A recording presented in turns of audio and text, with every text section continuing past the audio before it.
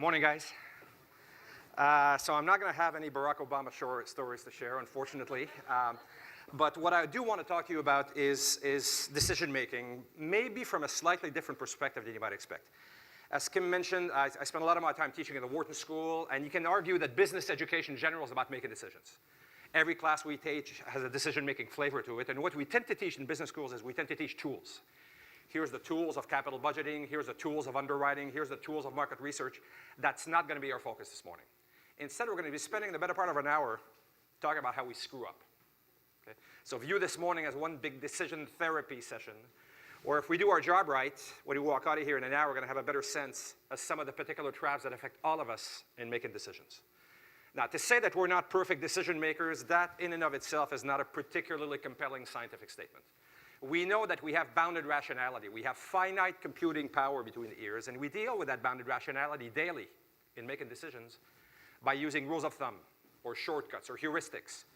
Example of a rule of thumb can be something as simple as in deciding on whether or not to bring an umbrella down here today, you looked at the sky, and the rule of thumb you use is if sky is grayer than some shade of gray, bring umbrella.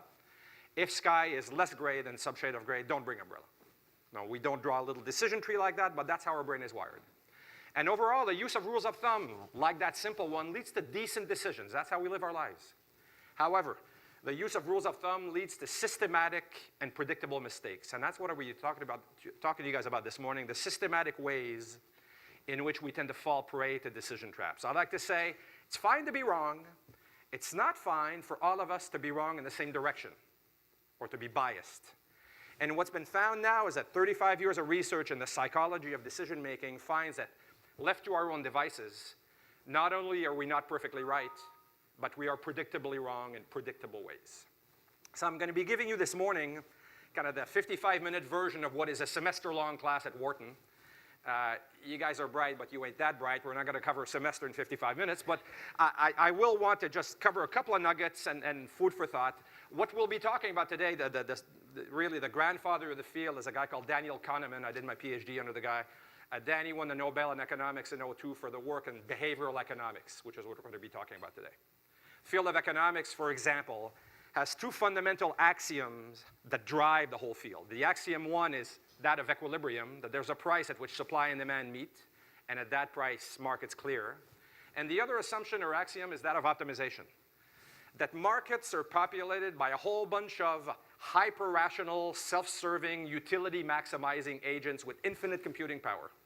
Call these agents econs, a whole bunch of little econs transacting with each other. And that leads to all of economic theory. Well, what if markets aren't populated by econs, but instead are populated by people? What happens to economics then? And there's a whole bunch of economic phenomena that cannot be explained by traditional economic theory. Something like a speculative bubble, for example, can only be explained by something like the greater fool theory. That if you believe somebody's more of a fool than you are, it might make sense for you to buy something at a high price if you think somebody's more stupid than you are that's going to buy when you're selling. Until the bubble builds and 2008 happens when it pops because there's no fools left. So at the end of the day, what I'll be talking about a little bit this morning and just scratching the surface are some of the behavioral assumptions